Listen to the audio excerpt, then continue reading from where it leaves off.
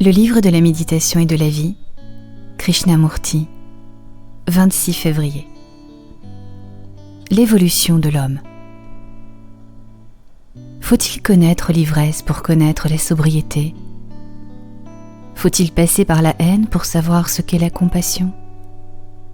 Faut-il subir des guerres, se détruire et détruire autrui pour savoir ce qu'est la paix?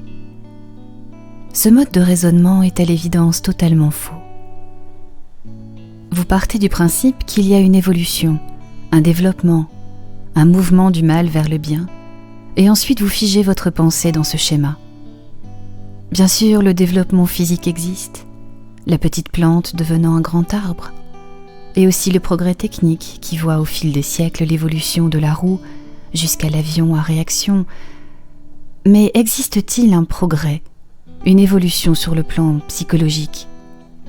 C'est cela l'objet de notre discussion. Savoir s'il y a une progression, une évolution du moi, commençant par le mal pour finir par le bien. Le moi qui est le centre du mal, peut-il jamais devenir noble et bon grâce à un processus d'évolution, grâce au temps? Non, c'est évident.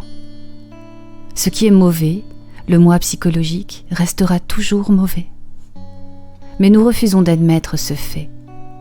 Nous croyons que grâce à un processus temporel de progrès et de changement, le je finira par devenir parfait avec le temps. Tel est notre espoir, tel est notre plus cher désir, qu'avec le temps, le je atteigne la perfection. Mais qu'est-ce que ce je, ce moi?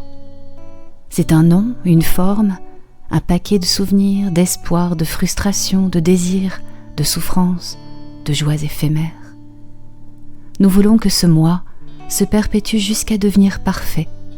Et nous disons donc qu'au-delà du moi existe un super moi, un être supérieur, une entité spirituelle qui est éternelle. Mais puisque c'est notre pensée qui a conçu cette entité, elle demeure dans le champ du temps, n'est-ce pas?